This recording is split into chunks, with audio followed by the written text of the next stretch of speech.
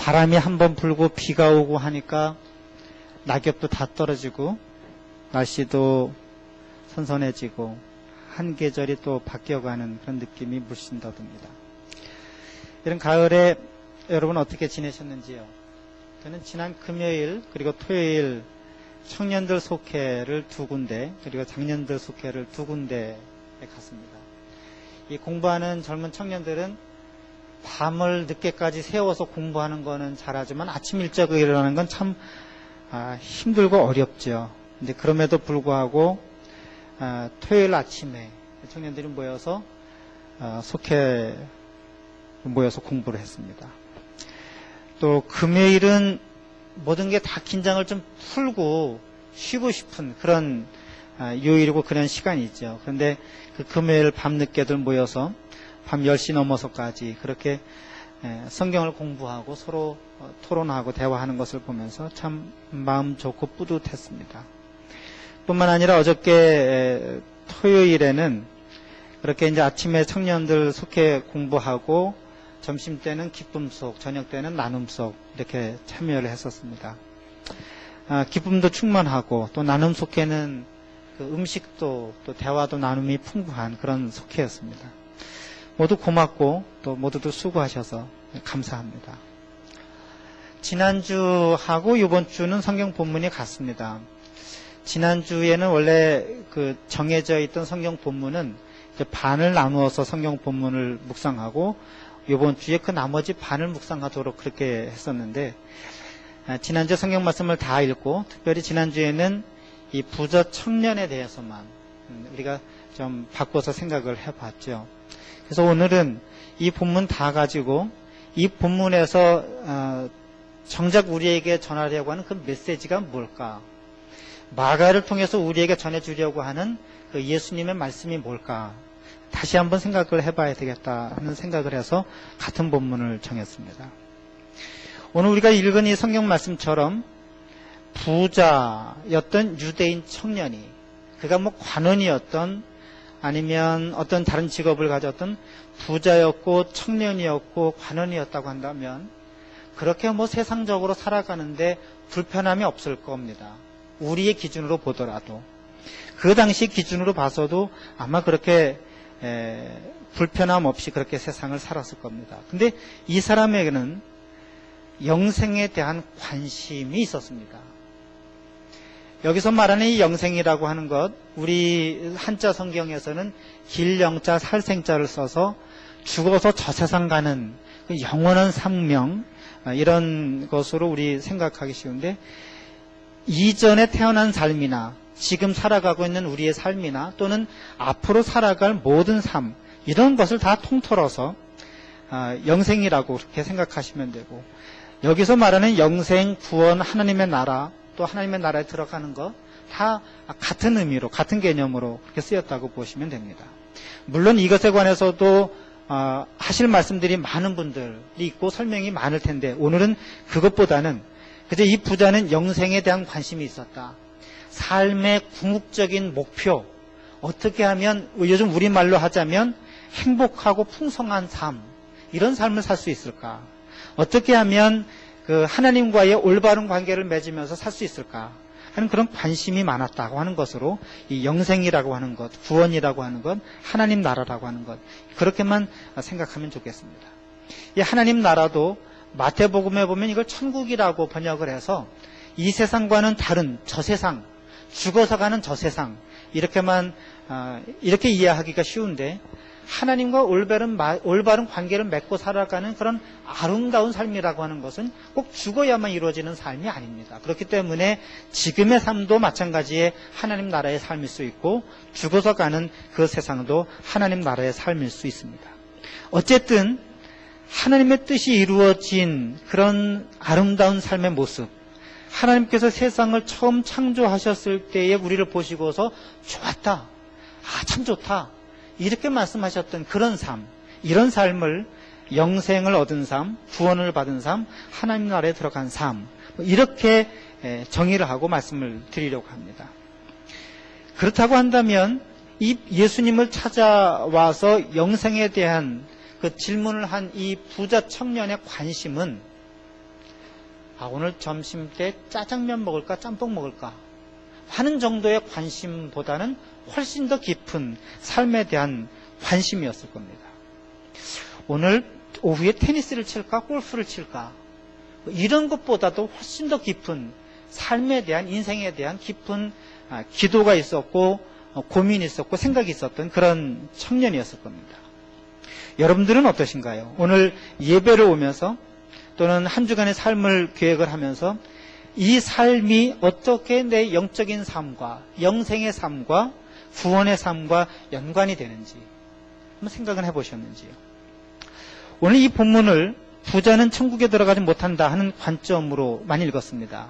맞습니다. 틀리지 않습니다. 충분히 그 말씀에 공감할 수 있고 우리가 갖고 있는 재물이 뭐 그렇게 많지도 않음에도 불구하고 적음에도 불구하고 그 재물을 포기하지 못하는 그런 탐욕 때문에 우리 가슴을 치고 아프기도 하는 그런 말씀이기도 합니다. 근데 오늘 저는 이 말씀을 그 부자는 천국에 들어가지 못한다 하는 것으로만 그치고 그 말씀으로 오늘 이 메시지, 이 본문의 메시지가 다일까 하는 질문을 가지고 이 말씀을 읽어봤습니다. 부자는 천국에 들어가지 못한다 라고 하는 것이 만약에 이 본문의 주된 교훈이라고 한다면, 그렇다면 부자의 기준은 뭘까?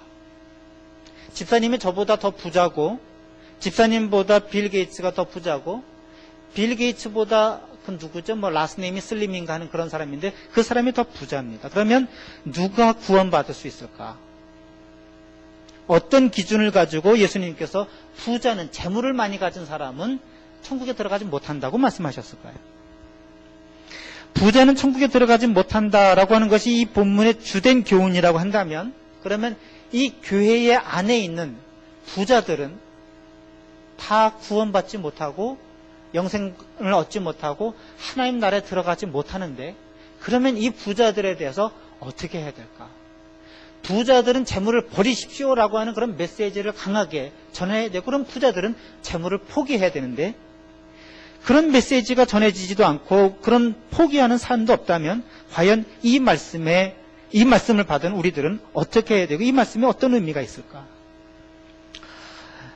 또는 이 부자는 천국에 들어가지 못한다라고 하는 것이 이 본문의 주된 교훈이어서, 그래서 조금 아까 말씀드린 것처럼 좋은 부자, 나쁜 부자를 나누어서 나쁜 부자는 하나님 나라에 들어가지 못하지만 좋은 부자, 예를 들면 삭개오 같이 그런 부자는 하나님 나라에 들어갈 수 있다고, 그렇게 이 말씀을 바꾸어서 읽고 묵상을 해도 괜찮을까? 천국에 들어가지 못한다고 하는 것이 이 본문의 주된 교훈이라고 한다면, 이 뒤에 그 나오는 사람으로는 되지 않는다, 하나님께로서는 가능하다 하는 이 말씀이나, 먼저 된 데는 나중되고 나중된 자는 먼저 된다고 하는 이 말씀은 도대체 왜 이 본문에 들어있고 예수님께서 이 말씀을 왜 하셨을까? 더군다나 재물을 가지고 하나님 나라에 들어가지 못한다고 했을 때 부자들은, 예수님의 제자들은 왜 그 말씀을 듣고 그렇게 깜짝 놀라고 또 놀랐을까? 이어지는 그런 질문들입니다. 그래서 오늘 본문의 말씀을 다시 꼼꼼하게 잘 관찰하고 읽어보시기를 원합니다. 이 부자 유대인이 예수님에게 와서 질문한 것이 뭡니까? 예수님에게 영생이 무엇입니까? 라고 질문하나요? 그렇지 않습니다. 어떻게 해야 영생을 얻을 수 있겠습니까? 라고 물었습니다. 마태복음에 보면은 조금 더 한마디가 더 붙여져 있습니다. 무슨 선한 일을 하여야 영생을 얻을 수 있겠습니까? 방점이 어디에 있냐면 영생에 있는 것이 아니라 무엇을 하여야 영생을 얻겠는가 하는 그 행함의 강조점이 있습니다. 아마도 이 부자 청년과 예수님 사이에서는 영생이 무엇인지 서로 공감하고 있지는 않았을까요? 그래서 영생이 무엇인가에 대해서는 묻지 않습니다. 두 번째로 이 질문에 대해서 예수님께 다가온 이 부자 유대인이 어떻게 하여야 영생을 얻을 수 있겠습니까? 라고 하는 이 질문만 봤습니다. 근데 거기 또 다른 질문이 하나 있습니다. 제자들이 예수님에게 묻는데 재물을 가지고는 하나님 나라에 들어갈 수 없다라고 말씀하시니까 제자들이 그 하나님의 나라가 뭡니까? 라고 물은 것이 아니라 그렇다면 누가 하나님 나라에 들어갈 수 있습니까? 라고 묻습니다. 이 두 가지의 질문이 부자 유대인에게서 나온 질문과 제자들에게 나온 질문이긴 하지만 사실은 이 본문에서는 하나의 질문이라고 저는 읽었습니다. 어떻게 해야 영생을 얻고 누가 하나님 나라에 들어갈 수 있겠는가? 이 성경 말씀을 읽으면서 저도 마찬가지지만 여러분 스스로 질문해 보시지요.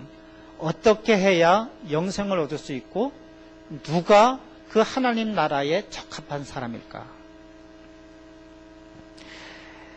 아마 이 질문을 하면 여러분 그 생각하는 속에 여러분들이 갖고 있는 생각, 지금 삶의 기준, 이런 것들 가지고 아마 그 질문에 대한 생각을 하거나 답을 얻으려고 하셨을 겁니다. 마찬가지로 이 질문을 하는 부자 유대인과 제자들도 나름대로의 자기 생각이 그 질문에 담겨 있습니다. 무엇을 하여야 영생을 얻을 수 있고 누가 그 하나님 나라에 들어갈 수 있겠는가? 여러분, 유대교는 행함에 의한 구원을 받는다고 믿는 그런 종교입니다.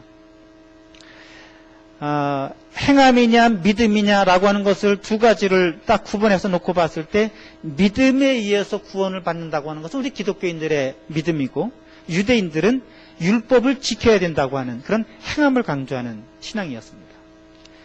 뭐 그럴 수밖에 없었겠죠. 왜냐하면 율법을 모세를 통해서 하나님께서 주셨고 그 율법을 잘 지켜야만 하나님의 뜻을 따를 수 있고 하나님의 마음에 드는 그런 삶을, 합당한 삶을 살 수 있고 그래서 더 나가서 하나님께 구원을 받을 수 있다고. 그러니까 율법을 지키는 것, 예수님께서 그 부자 유대인에게 물은 것처럼 내가 계명을 아니까 그 계명을 잘 지켰느냐라고 물으신 것처럼 부모님을 잘 공경하거나 안식일을 지키거나 또 하나님을 잘 섬기거나 하는 이런 일들을 잘 하는 것이, 잘 행하는 것이 구원의 조건이라고 그렇게 봤습니다. 그래서 예수님 당시에는 그 여러 율법들 중에서도 안식일법을 지키는 것, 음식법을 지키는 것, 할례를 받는 것, 이것은 율법의 맥시멈이 아니라 율법의 미니멈입니다. 이것 정도는 최소한 지켜야만 의인이라고 인정받을 수 있었고 그 의인으로 인정을 받아야 구원받을 수 있는 그런 기본적인 조건, 기본적인 그 자격이 된다고 그렇게 믿는 사람들이었습니다. 그런데 예수님께서는 이 부자 유대인과 제자들에게 부자가 하나님 나라에 들어가는 것이 힘이 어렵다고, 힘이 어려운 정도가 어느 정도냐면 낙타가 바늘귀로 들어가는 것보다 부자가 하나님 나라에 들어가는 것이 더 어렵다고, 사실은 불가능하다고 그런 말씀을 하는 겁니다. 그러니까 제자들이 그러면 부자가 구원을 받을 수 없다면 누가 구원을 받을 수 있겠는가? 우리는 모든 것을 다 버려두고 주님을 따라왔는데 그렇다면 누가 구원을 받을 수 있겠는가? 여기 이 부자 유대인이 무엇을 행하여 구원을 받을 수 있겠는가?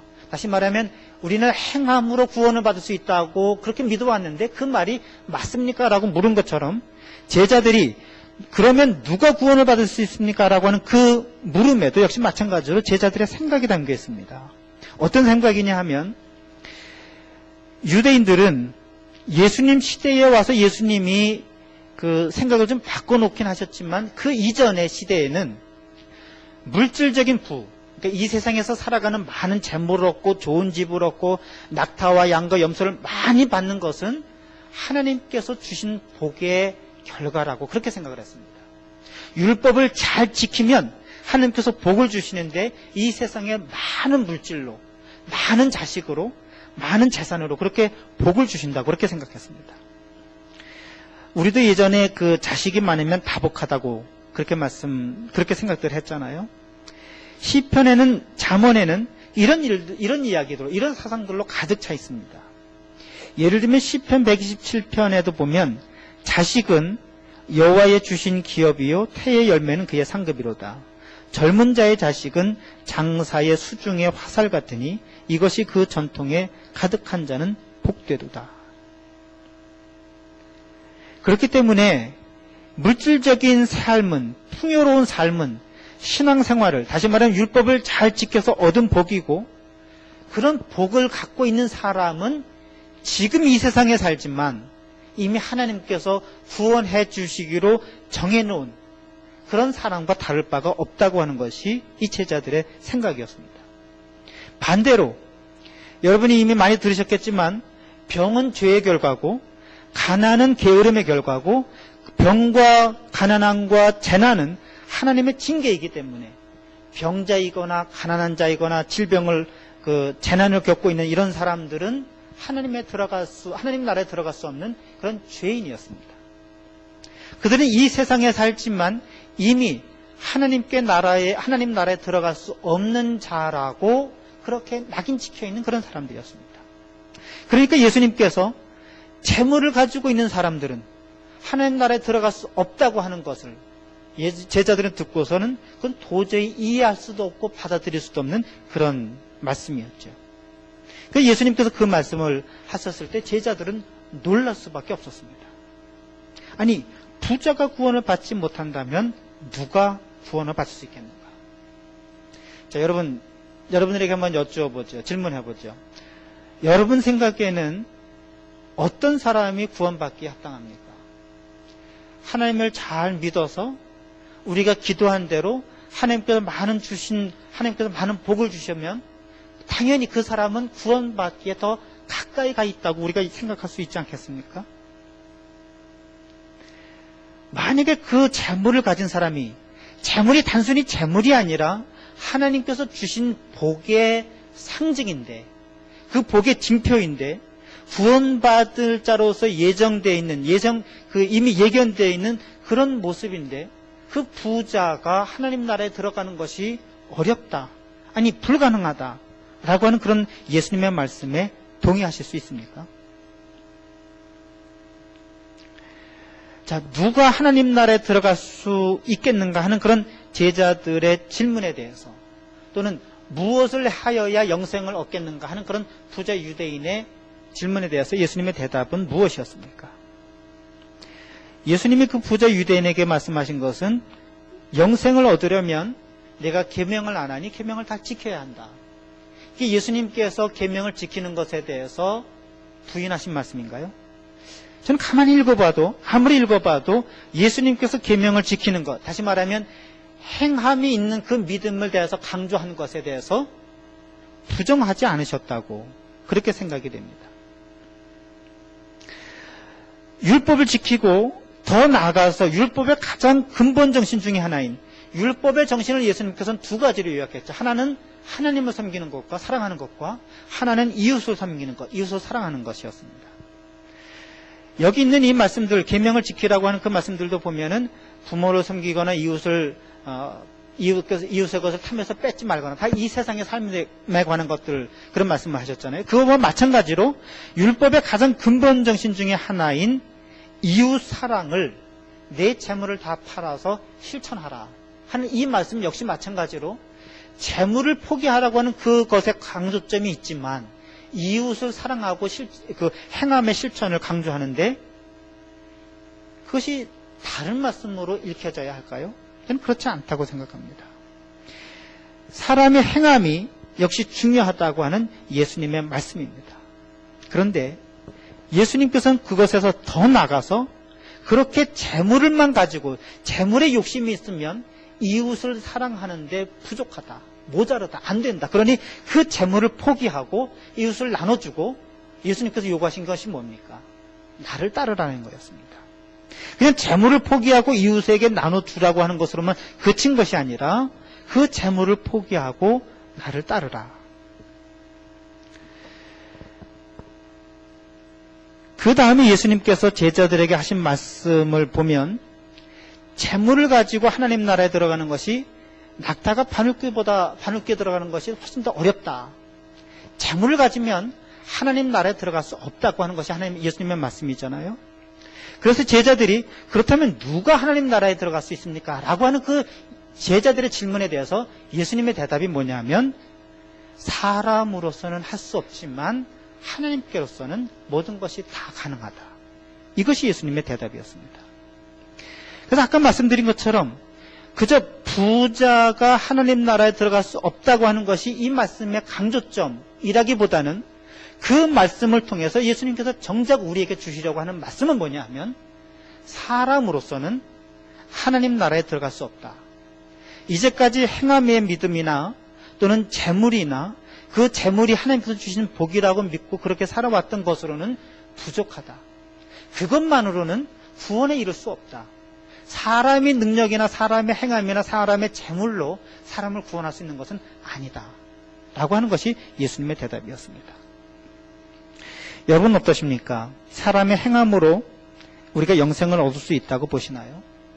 이 영생이라고 하는 것을 아까 말씀드린 것처럼 영적인 구원 또는 뭐 죽어서 가는 천국, 천당만이 아니라 이 땅에 세워지는 하나님의 나라, 우리 삶 속에서 이루어지는 하나님의 영광, 이런 것이라고 본다면 우리 가까운 인류의 역사만을 봐도, 가까운 현대의 역사만을 봐도 과연 사람이 노력하고 애쓰고 수고하는 것으로 그런 행복한 삶, 구원의 삶, 영생의 삶이 가능할까?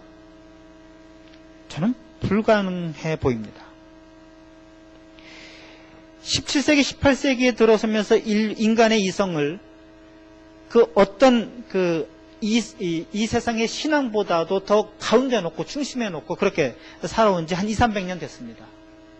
그 이전의 중세시대까지는 하나님만이, 그리고 하나님을 섬기는 그 신앙이 우리 삶의 가장 중심이라고 놓고 그렇게 보고 살았죠. 근데 그 하나님의 자리에, 하나님을 섬기는 신앙의 자리에 인간을 놓고 인간의 이성을 놨습니다.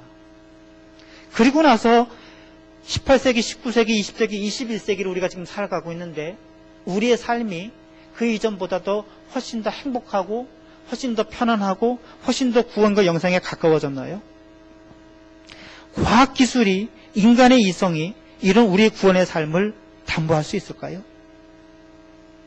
여러분들이 공부하고 연구하는 또는 그 공부가 또는 학위가 조금 더 좋은 직장을, 조금 더 편안한 삶을 보장해 줄 수는 있겠지만 그것이 내 삶의 궁극적인 문제를 해결해 주는 그런 해결책이 될 수 있을까요? 아마 가까운 눈으로 보면 도움이 될 겁니다.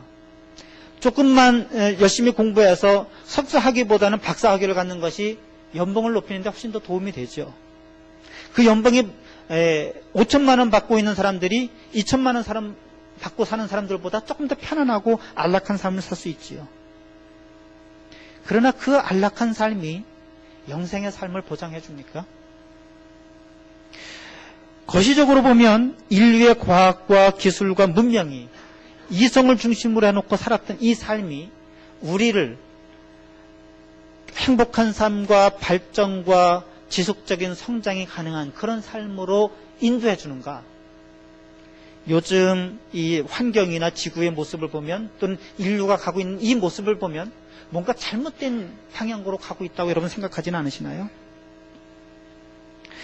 이게 뭐 적당한 예가 될 수 있는지는 잘 모르겠습니다. 우리 자녀들 교육하는 거 어떻게 보면 내 자신의 문제보다도 훨씬 더 많은 관심을 갖습니다. 왜냐하면 내가 살아가는 것보다 내 자녀들이 조금 더 안전하고 조금 더 행복한 삶을 살기를 원하기 때문에 그러죠.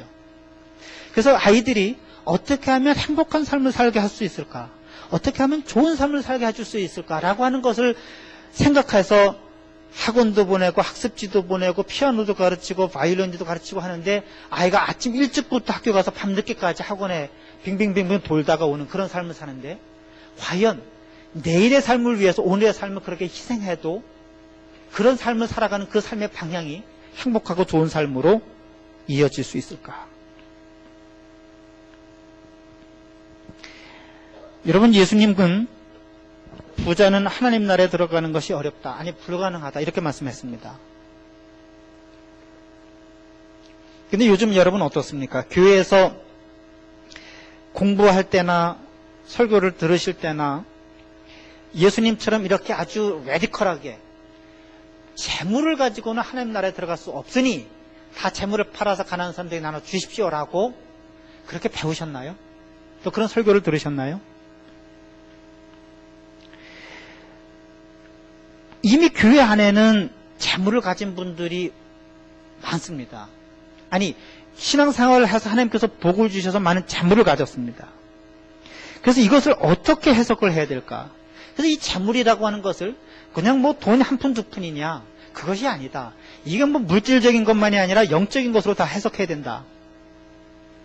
또는 이 본문을 그냥 고지고대로 듣지 않고 어떻게 하면 이것을 좀 다른 해석을 할까 해서 많은 연구를 했습니다. 그래서 참 머리 좋은 분들이, 연구를 많이 하신 분들이 어떻게까지 했냐면, 이 낙타라고 하는 말과 말이 그 히라보에서는 카멜로스라고 하는데, 밧줄이라고 하는 말과 그 말이 비슷합니다. 카밀론입니다. 그래서 낙타는 그 약대, 동물이 아니라 밧줄의 오역이다. 잘못 옮겨 쓴 거다. 그렇게라든지, 이 바늘귀라고 하는 것이 예루살렘 성에 가보면 거기는 어문도 있고 미문도 있고 분문도 있고 무슨 여러 문들이 있는데, 그 중에 이 아주 조그만 문, 낙타가 그냥 짐을 다 싣고 들어가기 어렵고 사람을 거기 타고 들어가기 어려운 그런 작은 문이다. 그러니 그것이 이 약대가 밧줄이 아니라고 한다면, 이 바늘귀는 이 꼬매는 그런 바늘의 귀가 아니라 성문 중에 하나일 거다. 그렇게들도 설명을 했습니다. 근데 여러분, 이거 다 부질없는 것이, 예수님 당시에는 이 바늘귀라고 하는 성문이 없었을 겁니다. 없었습니다. 더군다나 이 바늘귀가 아무리 큰 바늘귀라 할지라도 낙타가 못 들어가든 이제 약대가 그 밧줄이 못 들어가든 역시 마찬가지로 못 들어가는 것은 사실입니다.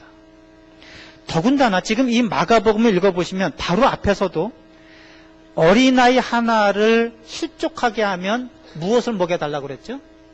연자맷돌을 먹여달라고 그랬습니다. 연자맷돌을 목에 다는 것은 불가능해요. 한두 사람이 들어서 그것을 목에 매달 수 없습니다. 그리고 그것을 바다로 끌고 가는 것조차가 어렵습니다. 가다가 죽어요.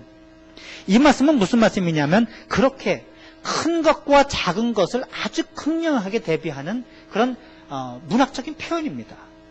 그러니까 그것이 낙타와 바늘귀라고 하는 것은 도저히 서로 양립할 수 없는, 서로 두 개가 서로 같이 할 수 없는 그런 것을 강조해서, 다시 말하면 재물을 가진 사람과 부자는, 아니, 하나님 나라는 도저히 양립할 수 없다고 하는 것을 말씀한 그런 얘기입니다. 그 뒤에서도 이 세상에서 부자, 어머니나 아버지나 형제나 자매나 전토나 집을 다 버리고 예수님을 따르면 100배나 보상받는다고 그랬잖아요. 그래서 사람들이 여기 다 100배 받는 것에 대해서는 다 좋아합니다. 그래서 지난주 말씀드린 것처럼 땅이나 집이나 동물을 100배로 받으면 좋지요. 근데 자식을 100배로 받아도 괜찮아요. 근데 아내를 100배로 받고 남편을 100배로 받으면 어떻게 하시려고 그래요? 그러니까 이거는 거기에 중요한 게 아니라 그만큼 강조해서 많은 것을 받는다고 하는 것을 말씀하는 거예요. 그러니까 여기서 이 낙타를 밧줄로 해석을 하거나 바늘귀를 성문의 하나로 해석하거나 다 부질없는 얘기들입니다. 중요한 것은 사람의 행위로 구원을 받거나 그 사람의 행위로 인해서 재물을 얻는 그것으로는 영생이 보장되지 않는다고 하는 것을, 구원받을 수 없다고 하는 것을 예수님께서 강조해서 하신 말씀입니다. 자, 유대인들은, 그 부자 청년이나 예수님의 제자들은 그렇게 부자들이 하나님 나라의 주역이라고, 영생을 받는데 가장 누구보다도 앞서 있는 사람들이라고 그렇게 말씀했습니다. 근데 예수님의 생각이 뭘까요? 예수님께서는 부자나 또는 재물이나 율법을 행하는 것에 사람의 영생이 달려있는 것이 아니라, 구원이 달려있는 것이 아니라 부자든지 가난한 자든지 그게 문제가 되지 않아요. 예수님에게는 하나님 나라에 들어가는 것은 사람에게 달려있는 것이 아니라 하나님에게 달려있다고 그렇게 말씀합니다. 이거는 유대인들의 신앙이 처음부터 그런 것은 아니었을 텐데, 하나님 중심의 신앙에 벗어나서 사람이 어떻게 행하는 것으로, 사람이 어떻게 재물을 갖는 것으로, 사람이 중심이 된 그런 신앙에 대해서 그건 아니다, 하나님 중심의 신앙으로 돌아와야 된다고 하는 예수님의 절규이고 예수님의 가르침이고 선언입니다. 사람의 행함이나 그 행함의 결과로 재물을 얻은 그 재물로 사람이 구원을 얻는다고 하는 신앙의 결과가 무엇이었습니까? 행함이 온전해서 행함 때문에 그 온전함이 이루지 못하는 사람들, 바리새인들과 서기관 사람들은 매일 먹고서 율법을 연구하고 그 어떻게 하면 율법적으로 살아야 될까 하는 것에 몰두했던 사람들이니까 율법을 지킬 수 있었죠. 그러나 먹을 수밖에 없어서 그 먹는 것 때문에 어찌 없이 살아가는 그런 사람들은 하다 보면 율법을 어길 수밖에 없었고 지키지 못할 수밖에 없었습니다. 그렇게 먹고 살기에 바빠서 또는 하나님의 말씀을 지키고 살려고 했지만 그렇게 되지 못한 사람들에게 유대의 종교 지도자들은 그런 사람들을 사랑으로 품지 못하고 죄인으로 낙인 찍었고, 그런 사람들은 하나님의 나라와 상관이 없다고 그런 사람을 차별하고 멸시하고 그렇게 살았습니다. 사람이 스스로 구원할 수 있다고 하는 종교적인 교만을 낳았습니다. 요즘 우리는 어떻습니까? 우리는 역시 마찬가지로 예수님의 가르침에 있습니다. 그래서 사람이 아닌 하나님께 구원의 능력이 있다고 그렇게 믿고 살아갑니다. 근데 여러분, 우리 자신을 한번 살펴보지요. 사람으로서는 할 수 없지만 하나님으로서는 다 할 수 있다고 그렇게 믿지만 실제로 우리가 의존하고 실제로 우리가 많은 시간과 노력을 쏟고 우리가 의존하고 살아가고 있는 게 뭡니까? 컴퓨터, 스마트폰이 우리의 모든 삶을 의존해 준다면 여러분 그냥 웃고 지나가고 마시겠죠? 학벌과 우리의 재산과 우리의 뒷줄이 삶의 안정과 풍요를 책임져 준다고 하면 고개를 좀 끄덕거리거나, 그러나 그것이 구원과는 상관없다고 하시면 그렇다고 끄덕끄덕 하시겠지요? 그런데 왜 우리는 그런 예수님의 가르침 속에 살면서도 여전히 존재보다도 행함을 더 강조하고 그것에 우리의 강조점을 두고 살아갑니까? 어떤 사람이 가난하든 부자든, 어떤 사람이 그 사람이 죄인이든 아니든 병자든 아니든, 그것이 그 사람이 색깔이나 피부나 인종이 어떻든 그 사람을 사람으로, 하나님께서 만드신 사람으로 존중하지 않고 왜 그 사람이 갖고 있는 학벌과 그 사람이 갖고 있는 재산과 그 사람이 갖고 있는 지위에 따라서 사람을 존경하기도 하고 낮춰보기도 합니까? 교회 안에도 역시 마찬가지, 예수님께서 하신 말씀과 똑같습니다. 가난한 사람이 들어오면 그 사람이 들어왔는지 안 들어왔는지도 별로 상관도 하지 않다가 이 에임스의 시장이 오거나 국회의원이 오거나 뭐 상원 의원들이 오면은 맨 앞자리에 와서 앉으라고 그러고 사람을 소개하고 그 사람을 상석에 앉히려고 합니다. 왜 그렇습니까?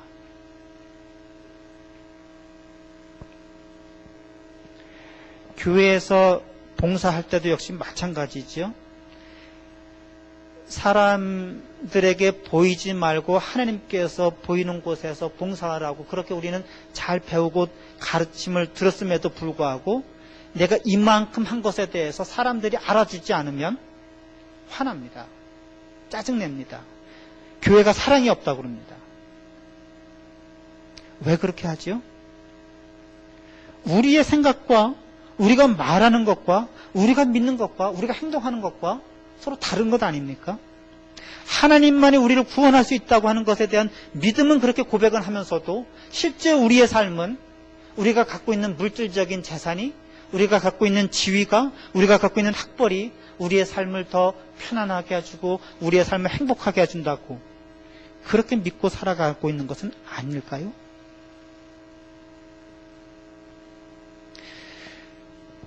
이런 말씀에 대해서 베드로가 이렇게 묻습니다. 우리는 다 버리고 주님을 따랐습니다. 보상해달라고 하는 그런 거지요. 근데 그 말씀은 오늘 좀 생략을 하겠습니다.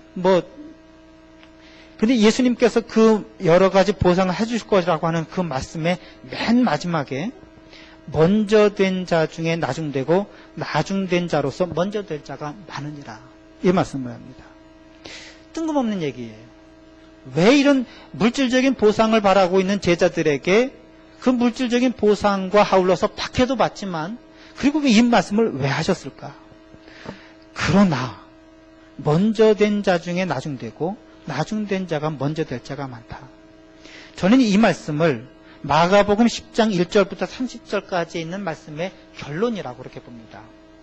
왜 그렇게 보냐면 마가복음 10장 1절에 보면 예수님께서 장소를 옮겨서 얘기를 합니다. 요단강 건너편에 가서 사람들이 나오고 거기 바리새인과 서기관들이 와서 질문하니까 거기에 대해서 얘기를 하셔요. 그러니까 이것은 갈릴리도 아니고 유다 땅도 아니고 요단강을 건너가서 그곳 지역 사람들하고 하신 말씀이고, 그 31절에 보면 다시 예수님께서 예루살렘으로 돌아오실 때에 제자들과 대화합니다. 그러니까 이 1절부터 30절까지의 이야기는 장소를 옮겨서 다른 사람들과 대화 나누셨던 그 대화예요. 그러니까 이거를 한 묶음으로 묶어서 보자면 그 앞에서부터 예수님께서 쭉 가르쳐 주신 내용을 전체적으로 읽어봐야 합니다. 그 내용은 무슨 내용이냐면 사람들이 예수님께 와서 묻습니다. 이혼을 하는 게 옳습니까? 안 하는 게 옳습니까? 왜냐하면 모세 율법에서는 이혼 증서를 써주고 이혼하라고 이렇게 가르쳤기 때문에 그렇습니다. 당시 유대인들은 이 율법을 악용했습니다. 왜냐하면 모세 율법에서 이혼 증서를 써주라고 하는 것은 이혼 증서 없이 이혼을 하면 그 당시 여인들은 살아갈 수 있는 길이 막막했어요. 막막한 정도가 아니라 생존권이 보장이 되지 않았습니다. 그래서 이혼 증서를 써줘야만 다른 남자와 결혼할 수 있었어요. 남자와 결혼한다는 것이 생존권을 보장받는 그런 길이었습니다. 그러니까 이혼 증서를 써주는 것은 이혼을 장려하는 것이 아니라 여성들의 생존권을 보장해 주라고 하는 건데, 당시 유대인들은 이혼 증서를 남발하면서 이혼을 율법에 허용됐으니까 해도 된다고 그렇게 생각했습니다. 그래서 예수님께서 그 사람들에 대해서 악하다고 얘기하신 거예요. 두 번째는 예수님이 제자들과 함께 있는데 어떤 사람들이 어린아이를 데리고 왔습니다. 근데 제자들이 어린아이를 데려오라고 막 꾸짖었습니다. 예수님께서 그 어린아이를 데려오는 금지하는 제자들을 꾸짖으면서 그 어린아이들이 하나님의 나라는 이런 사람들의 것이다. 이런 어린아이와 같아야만 하나님의 나라에 들어갈 수 있다고 그렇게 말씀합니다. 그 얘기는 뭐냐 하면 이제까지 어린아이들은 사람 축에도 끼지 못했습니다. 사람들을 카운트할 때는 카운트하지도 않는 그런 무가치한 존재들이었습니다. 가치가 없는 그런 존재들을 예수님께서는 이 아이들이야말로 정말 진정 가치가 있는 그런 존재들이다. 이 아이들을 무시하면 안 된다. 하나님의 나라의 주인공은 이런 어린아이들이다 라고 말씀하신 거예요. 그리고 나서 이제 그 다음에 영생을 누가 받겠습니까? 부자가 아니면 누가 하나님 나라에 들어갈 수 있겠습니까? 라고 하는 그런 말씀을 가르쳐 주신 거죠. 그러니까 이 말씀은 앞에서부터 있는 쭉 말씀 보면 예수님께서 당시 유대인들이 갖고 있었던 그런 가치관을 바꿔놓으신 거예요. 처음부터 이혼 증서가 악용되라고 한 것이 아니라 그것은 선한 의도, 좋은 의도로 했던 거지요. 근데 그것을 악용했던 그 유대인들의 가치관을 악용했던 것을 바꾸어서 원래 하나님께서는 이혼을 허락하지 않으신다. 하나님께서 짝지어 놓으신 것을 왜 사람이 나누냐? 나누면 안 된다라고 하는 것을 예수님께서 말씀하신 거죠. 어느 누구도 사람은 가치 없는 존재는 없다. 누구나 다 가치로운 존재다. 심지어는 이런 어린아이조차도. 그러니 뭐 가난한 자나 죄인이나 세리는 더 말할 것도 없겠지요. 그래서 예수님께서 하신 말씀이 바로 그겁니다. 이런 삶의 모든 결과 중에 하나가 부자라고 해서 제일 먼저 하나님 나라의 안방을 차지하고 있는 거냐? 재물을 많이 가졌다고 해서 구원받은 복권 당첨하듯이 하나님 나라 들어가는 차표에 제 1순위를 갖고 있는 거냐? 그렇지 않다. 관점을 바꿔라. 기준을 바꿔라. 마치 우리가 앞을 향해서 막 달려가다가 그 방향 잘못됐으니 방향 바꿔서 뒤로 뛰어 하면 제일 먼저 뛰어가던 사람이 꼴찌가 되는 것처럼 먼저 된 자 중에, 다시 말하면 이제까지 어린아이들을 무시하고 이혼 증서를 남발하면서 그리고 부자가 됐다고 내가 나를 구원할 수 있다고 믿는 그런 사람들은 나중 될 것이고, 지금 가치 없다고 여기던 그런 사람들, 그런 이혼 증서를 남발해서 그 남발된 이혼 증서 때문에 생존권이 박탈당했던 그런 여성들, 재물이 없어서 이 세상에서는 하나님께로부터 죄인이라고, 버림받은 자식들이라고, 그런 어둠의 자식들이라고 낙인 찍혔던 그런 자들이 먼저 될 수 있다고 하는 그런 예수님의 말씀입니다. 예수님께서는 어떻게 해야 영생을 얻고 어떻게 해야 구원을 이룰 수 있는가? 하나님 나라에 누가 적합하고 누가 그 하나님 나라의 주인공인가 하는 것에 대해서 그 기준을 바꿔주셨습니다. 인생관, 가치관, 구원관을 바꿔주신 거예요. 여러분들이 이미 그렇게 살고 계시다면 예수님께서 말씀하신 것처럼 우리의 행함이 아니라 하나님께서 우리를 구원할 수 있고, 재물을 가진 것이 복의 그 상징이 될 수도 있지만 그 재물을 대한 욕심을 놓지 않으면 하나님 나라에 들어갈 수 없다고 하는 그런 생각으로 이제까지 살아오셨다면 그것은 여러분 축하받을 만한 일이고 칭찬받을 만한 일입니다. 근데 여전히 우리도 역시 마찬가지로 이 부자 청년처럼 예수님의 제자들처럼 그렇게 생각한다면, 여러분 오늘 예수님의 말씀을 들으시고 내 생각이, 내 삶의 방향이 잘못되었는지 잘 되었는지 다시 한번 성찰해 보시기를 촉구합니다.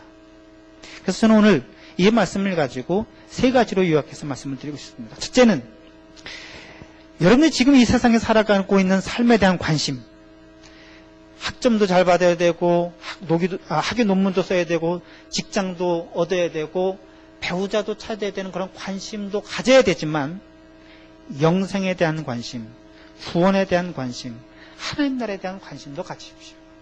이것이 지금 내가 공부하는 것과 연구하는 것과 동떨어진 것이 아닙니다. 내가 공부하는 것이 영생을 얻는 일에, 그 하나님 나라에 어떻게 도움이 되고 보탬이 될까? 그 관점과 그 지향점을 잊어버리지 마시기 바랍니다. 두 번째는 나의 구원, 내 사랑하는 가족들의 구원, 내 친구들의 구원, 우리 교우들의 구원, 더 나아가서는 모든 이 인류의 구원이 과연 누구에게 달려있는가? 어디에 있는가? 이제까지 우리가 살아왔던 과학기술과 사람의 행함과 사람의 이성, 여기에 우리가 구원이 있을 수 있는가? 아니면 하나님께서 우리를 구원하실 수 있는가? 하는 것에 대해서 여러분 분명한 깨달음을 갖고 그 하나님께서 우리를 구원하실 수 있다고 하는 그런 믿음과 가르침 위에 서서 살아가시기를 부탁합니다. 세 번째는 내가 살아가고 있는 내 삶의 방향이 과연 옳은가? 우리가 모이고 있는 이 속회의 방향이 옳은 방향으로 가고 있는가? 우리가 신앙생활하고 있는 이 교회가 바른 방향으로 가고 있는가? 여러분 생각해 보시기 바랍니다. 더군다나 지금 미국도 그렇고 한국도 그렇고 선택해야 되는 그런 시즌에 와 있지요. 내가 과연 선택이, 내 결정이 옳은 방향에 힘을 실어주는 것인가 아닌가? 여러분 스스로에게 물어보시기 바랍니다. 물어보시고 성경을 읽으시고, 성경을 읽으시고 다시 한번 내 삶에 대해서 성찰하고, 그 성찰한 것을 가지고 다시 성경을 보시고, 그래서 예수님께서 말씀하신 것처럼 예수님의 가르침이, 또 예수님의 말씀이, 그리고 그 말씀을 우리가 신앙으로 고백하는 것이, 고백하는 것만이 아니라 그렇게 살아가는 것이 바른 삶이고 구원의 삶으로, 영원의 삶으로 그렇게 이어질 수 있기를 진심으로 바라고 원합니다. 사람이 할 수 있는 것이 아니라, 사람의 행위에 있는 것이 아니라, 우리의 업적이나 우리의 노력에 있는 것이 아니라 하나님께서 모든 것을 다 하실 수 있다고 하는 그런 믿음 위에 서서 살아가시기를 주님의 이름으로 축원합니다. 우리 기도하겠습니다. 사랑과 은혜가 풍성하신 아버지 하나님, 오늘 주일을 맞이해서 함께 기도하고 찬양하고 말씀 묵상한 것을 나누게 하시니 감사합니다. 하나님께서 우리에게 주시는 그 구원의 복, 하나님께서만 가능하시다고 하는 것을, 그 믿음을 굳게 부여잡고 세상으로 나아가려고 합니다. 하나님, 그러므로 하나님께서 우리의 구원이시요, 우리의 구원의 반석이시요, 요새라고 하는 굳은 믿음을 갖고 세상에 살게 하셔서 세상의 풍파나 세상의 유혹이나 세상의 힘든 것 때문에 저희들의 믿음이 흔들리거나 저희들의 인생이 흔들리거나 삶의 터전이 요동하지 않도록 지켜주시옵소서. 모든 말씀을 예수 그리스도의 이름으로 기도드립니다.